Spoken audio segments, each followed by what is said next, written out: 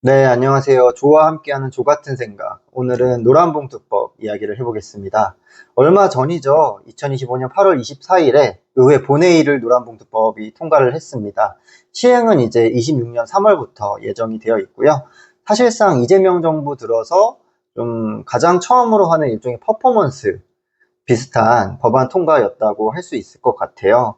이 노란봉투법은 사실 진보 진영에서는 일종의 엄청난 상징성을 가지고 있는 법안이잖아요. 그렇죠. 네, 뭐 차별금지법이랑 비슷한 위치인 것 같은데, 네. 뭐 건드릴 수 없는 일종의 성역 같은 그런 법안이라고 할 수 있을 텐데, 오늘 이 노란봉투법을 가지고 조의 생각을 한번 들어볼 텐데, 네. 여기에 대해서 좀 문제의식이 있다고 저는 알고 있습니다. 근데 이렇게 진보 정치에서는 일종의 이제 건드리면 안 되는 수건사업 같은 법안이라고 할 수 있는데, 좀 대략 어떤 문제의식이 있는 걸까요? 일단 사실 민주주의 정치에서 건드리면 안 되는 성역 같은 법안 뭐 이런 건 없는 겁니다. 모든 권리의 신장은 정치적 타협의 결과물이기 때문에 건드리면 안 된다. 뭐 성역 같은 어떤 영역이 있다. 이런 것들은 민주주의 정치하고 좀 잘 안 맞는 거죠. 만약에 이제 그런 식으로 우리가 어떤 문제나 사안을 다뤄왔다면 그건 그거대로 좀 반성적으로 평가해 볼 필요가 있다고 생각하고요. 노란봉투법은 뭐 여러 가지 뭐 명칭에서부터 뭐 원래 어떻게 시작되었냐 이런 거에서부터 이제 여러 가지 측면이 있겠지만 제가 가지고 있는 문제의식보다 이제 걱정이 좀 더 크죠. 그러니까 지금 뭐 노란봉투법이 통과되고 나서 뭐 주로 이제 경제신문에서는 막 뭐 큰일 났다. 이거 뭐 나라가 뭐 뿌리부터 흔들린다. 뭐 기업들이 다 외국으로 나갈 수도 있다. 뭐 이런 얘기에서부터 뭐 파업이 어마어마하게 일어날 것이다. 그다음에 뭐 노사관계나 어떤 기업 경영에 큰 부담이 될 거다. 뭐 이런 이제 어마어마한 얘기들을 쏟아내고 있고 상대적으로 뭐 진보 측 언론에서는 뭐 잘 된 거다. 역사적인 어떤 수건이 해결된 거다. 잘 될 거다. 이런 이제 좀 희망적인 얘기들이 되고 있어요. 근데 제가 제일 걱정하는 건 노란봉투법 때문에 노동에 유리하게 또는 기업에 불리하게 어떤 큰일이 날 거라는 걸 걱정하는 건 아니에요. 오히려 제가 걱정하는 건 아무런 일도 일어나지 않을까 봐 걱정하는 거거든요. 그러니까 이렇게 큰 사안을 사회적으로 큰 갈등이 만들어진 만들어지면서 통과된 법안이 시행되는데 사회적으로 아무런 일이 일어나지 않는 거죠.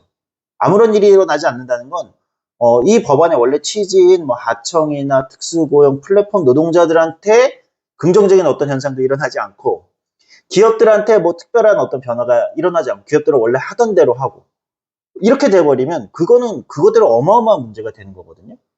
근데 만약에 그런 거라면 왜 여태까지 기업들은 그렇게 길을 쓰고 반대했고, 보수 진영에서는 이 노란봉투법이 통과되면 이제 법 질서가 무너진다, 네. 이런 이야기까지 해왔는데 어떻게 아무 일이 안 일어날 수가 있는 거죠? 저는 기업들 같은 경우도 예측에 어떤 그 불확실성이 있다고 생각해요. 그래서 큰일이 일어날까봐 또는 이것 때문에 정부가 또는 노동계가 기업 측을 너무 압박하는 거에 대해서 미리 이제 예를 들면 큰일 난다. 뭐 이렇게 해가지고 이제 깔아놓는 거죠. 예전에 비정규직 관련된 기간제법 이런 게 통과될 때도 막 100만 명 해고 대란이 일어난다. 뭐 이런 얘기를 기업 측에서 했거든요.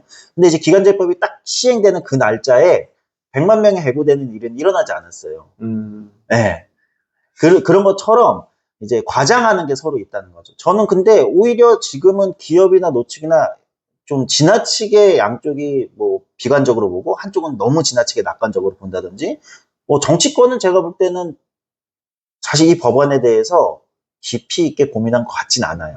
일단은 흥미로운 관점인 것 같아요. 이제 진보 진영에서는 주로 굉장히 환영하는 입장을 가지고 있고, 보수 진영이나 사측에서는 굉장히 지금 위기다라는 이야기를 하고 있는데, 실상은 아무 일도 일어나지 않을 것이다 라는 않을 것이다라기보단 않을 가능성이 그럴 가능성이 높아 높다. 보이기 때문에 네. 현재로서는 그게 문제라는 거죠. 노사 간의 어떤 경제 주체들이 또 노사관계 주체들이 다양한 어떤 형태들을 취해야 또는 전략들을 취해야만 실제 법안이 작동하는 거죠. 그러니까 법안이 통과됐다고 이 법안이 그대로 작동하진 않는다는 거예요. 이게 사람들이 개혁에 대해서 또는 많이 갖고 있는 착각인데 법안은 통과됐지만 실질적으로 작동하지 않을 수도 있어요. 그건 주체들이 어떻게 행동하느냐에 달려 있는 거거든요. 일단 그러면 노란봉투법이 뭔지 간단히라도 일단 이야기를 들어보고 이야기를 이어나가는 게 좋을 것 같은데요. 일단 노란봉투법 이름 자체가 사실 요즘 세대한테는 좀 낯설 수 있겠지만 이게 월급봉투의 그 색깔을 의미했던 거잖아요. 그렇죠. 그래서 쌍용자동차 2009년 파업 때 기업에서 이제 엄청난 액수의 이제 손배소를 때리니까 여기에 대해서 응원하는 시민이 노란봉투에 이제 소액의 금액을 넣어서 이제 기부를 해서 그럼 여기서 이름을 따와서 기업 측이 노동조합이 파업을 했을 때 과한 손배소를 못하게 만들자라는 취지의 법안이 이제 노란봉투법이라고 할 수 있잖아요. 네, 맞습니다. 뭐 쌍용자동차 파업 이전까지 거슬러 올라가면 이제 두산중공업 사태, 당시 이제 고공농성 뭐 등등등 이 사태까지 가는데 2000년대 중반부터 기업들이 취해온 전략은 손해배상 소송을 엄청나게 때리는 거죠. 노동자 개인한테 뭐 몇백억씩 때리면 뭐 그게 실제 법원에서 인정되는 경우는 드물었지만 엄청난 부담이 되고 그동안은 경제생활을 못 하잖아요. 법원 판결이 일어날 때까지는.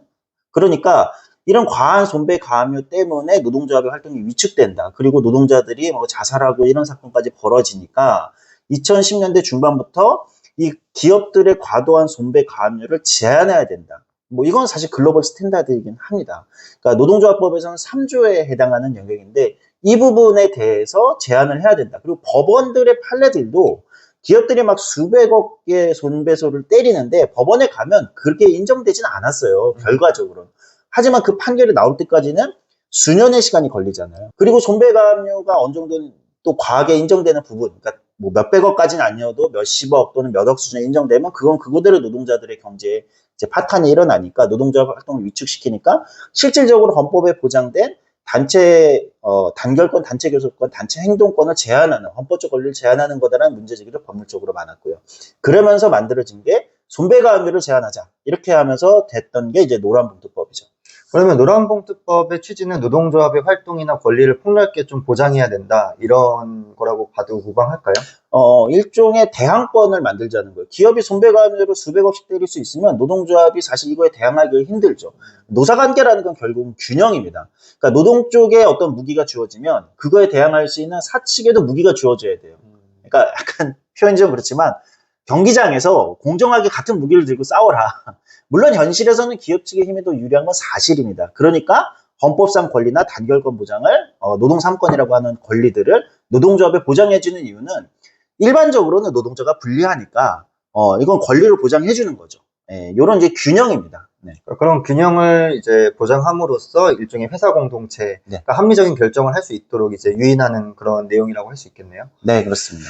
근데 이제 이 노란봉투법이 그러면 이 손배소 관련된 내용만 있어야 되는데 꼭 그런 건 아니잖아요. 그렇기 때문에 더 큰 논란인 것 같기도 한데 좀 더 이 법안의 내용에 대해서 좀 얘기를 해주시면 좋을 것 같아요. 예, 이게 좀 흥미로운 지점인데 원래 노란봉투법은 기업의 과도한 손배 가압류를 좀 제한하기 위해서 취지가 있다 이렇게 말씀을 드렸는데 문제는 뭐냐면 이게 이제 국회에 와서 처음에는 그렇게 시작을 했다가 그러니까 이게 노조법 3조입니다.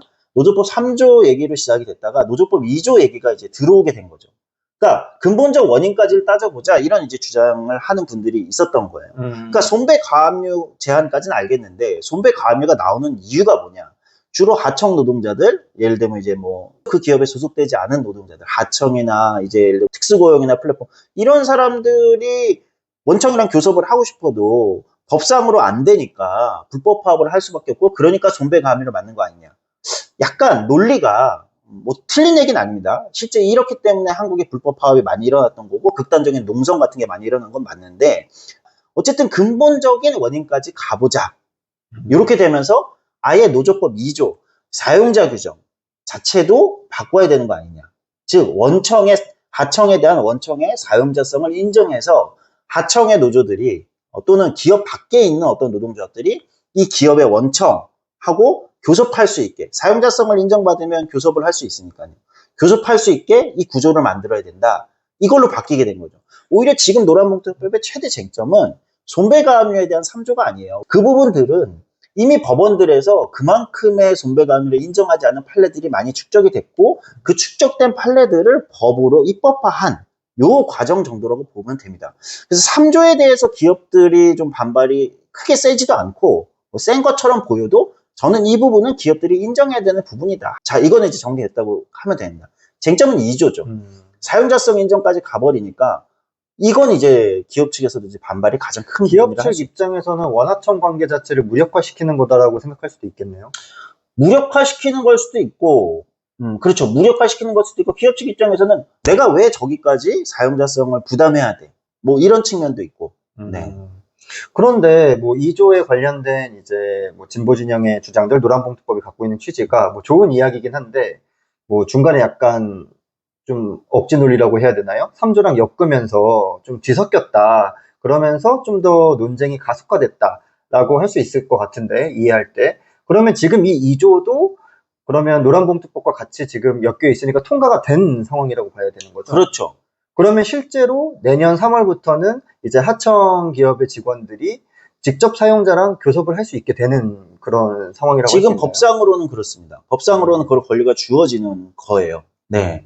그게 굉장히 폭넓게, 나름 폭넓게 인정이 됐다고 봐야 되는 게 맞을 것 같습니다. 조금 더 이제 자세하게 설명을 드리면, 뭐 2조 안에서도 몇 가지 항목들을 이제 다 개정을 했는데, 뭐 다 세부적으로 말씀드릴 건 아니고, 핵심은 이제 사용자성을 폭넓게 인정한다. 원청의 사용자성을. 요 지점인데, 문제는 뭐냐면, 이게 제가 가지고 있는 뭐 굳이 문제의식이랄까요? 저는 3조에 관련돼서는 이견은 없습니다. 이거는 훨씬 더 엄격하게 제한해야 되는 2조, 부분이라고 3조를 좀 생각해요. 분리해서 보자는 네. 말씀이시죠? 근데 2조의 사용자성을 폭넓게 인정하는 문제는 원하청 관계만에 해당하는 건 아닙니다. 지금 이제 플랫폼 노동 같은 게 엄청 많이 늘어났잖아요. 그럼 이제 예를 들면 배달 노동자들은 원청이 누구냐, 사용자가 누구냐는 거예요. 배달 노동자의 사용자는 누굴까요? 제가 배달을 시켰어요. 고객인지, 그쵸? 고객인지 아니면은 뭐 업체인지, 아니면 식당인지. 식당인지 예. 사실 다 저는 어느 정도 분배되어 있다고 생각하는 편입니다. 그런데 그럼 배달 노동자들이 보통은 이 업체, 뭐 배달의 민족 같은데 이제 교섭을 신청하겠죠. 예. 그렇게 되는 건데 여기에도 영향을 미친다는 거예요. 저는 뭐냐면 이 사용자성을 어디까지 할 거냐, 요 문제는 단순히 원하청 관계만이 아니라 한국사회 노사 관계 전체에 사용자가 누군지를 결정한다는 거, 곧 한국의 노동법 체계에선 노동자가 누구인지도 결정되는 겁니다. 그건 곧 내가 어떤 권리를 가지는가도 결정이 되는 겁니다. 그러니까 우리 노동조합들이 이제 투쟁을 할 때 진짜 사장 나와라 라는 구호를 하잖아요. 왜? 진짜 사장이 누군지를 결정을 해야 나의 권리가 정해지는 겁니다. 물론 저는 이 논리에 근본적으로 동의하지는 않습니다. 사장이 있어야 권리가 있다고 생각하진 않아요. 권리가 더 먼저라고 생각하는 입장이지만 어쨌든 한국의 법 체계는 그렇게 돼 있단 말이죠. 그렇게 보면 노조법 2조의 사용자성을 규정하는 문제는 한국 사회의 노사관계 전체의 근원을 고치는 문제라는 거예요. 근데 제가 가지고 있는 문제의식은 뭐냐면 3조는 알겠는데 2조의 한국 사회 전체의 노사관계 근원을, 노동법의 근원을 고치는 문제를 이렇게 처리해도 되는가? 그러면 뭐냐면 여기에 엮인 문제가 너무 많다는 거예요. 왜냐면 이게 근원이니까. 사용자가 누군지를 가리는 게 노동법의 근원이니까 여기에 엮인 문제가 너무 많은 거죠. 이 모든 문제들을 지금 우리가 다 검토했는가? 저는 사실 이 질문이 가장 커요. 네. 근데 이제 검토를 뭐 충분히 했다고 볼 수 없더라도 이전에 그런 문제들이 있잖아요. 아까 예시로 들었던 배달 노동자인데 네. 사실상 배달 노동자 입장에서 뭐 요구사항이 있거나 교섭을 해야 되는 대상이 고객이거나 식당이라기보다는 배달의 민족이나 쿠팡 같은 그런 업체들의 경우가 더 많을 텐데 이 사측 입장에서는 우리는 너희 사용자가 아니야. 너희 사용자는 고객이고 식당이야. 라고 하면서 회피해왔던 그렇죠. 그런 역사가 있기 때문에 그 노동자들이 실제로 이런 노란봉투법의 통과를 좀 원하고 있었던 것 아닌가요? 맞습니다. 맞습니다.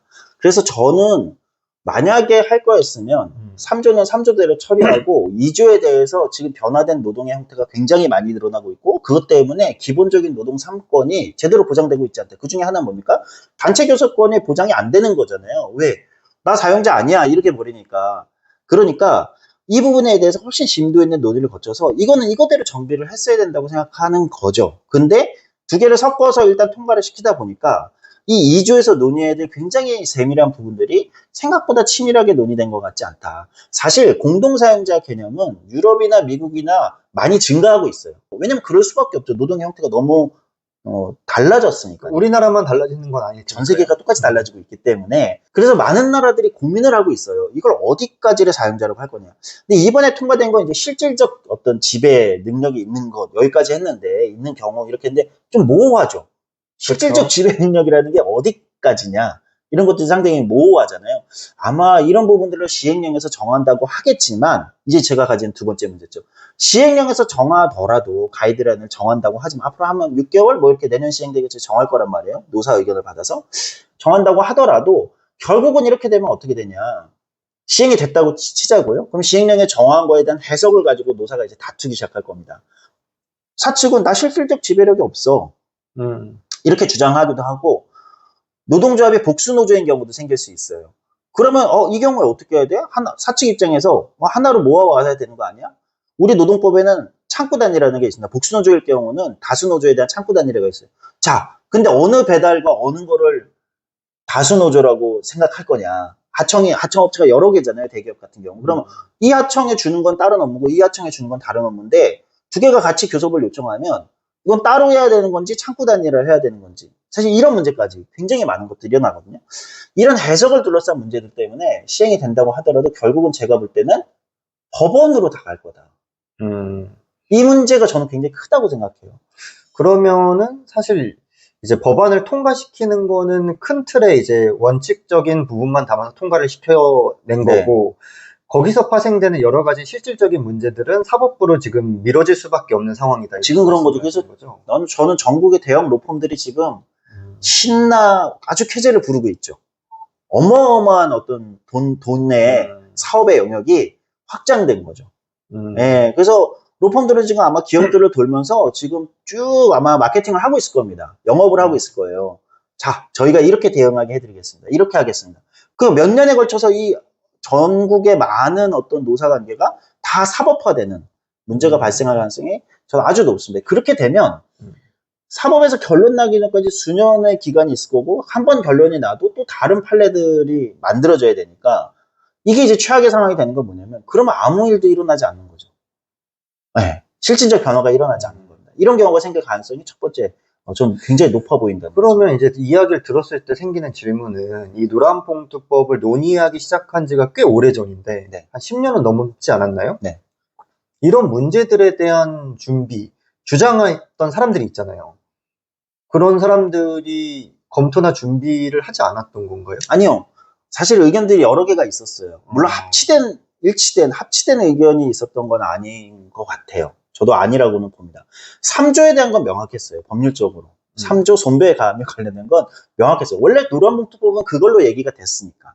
근데 2조 얘기가 들어온 건 사실 2조는 각자의 다른 방식들이 다 논의가 됐어요. 법적으로 해야 된다. 사용자 규정을. 사용자를 법으로 지정해야 된다는 의견에서부터 그렇게 해서는 실제 사용자를 지정하기가 어렵다. 너무 고용관계가 복잡하기 때문에 현대의 사업구조라는 건. 그래서 교섭체계를 초기업 단위도 교섭을 할 수 있게 교섭체계를 통해서 이거를 좀 폭넓게 열어주는 방식 이걸 통해서 해야 된다. 이런 의견도 있었고 아예 새롭게 등장하는 플랫폼이나 예를 들면 특수고용직 이런 프리랜서 이런 문제를 위해서는 아예 일하는 시민 기본법. 사실 저는 좀 의아한 게 이재명 정부에서도 일하는 시민 기본법을 한다고 그랬거든요.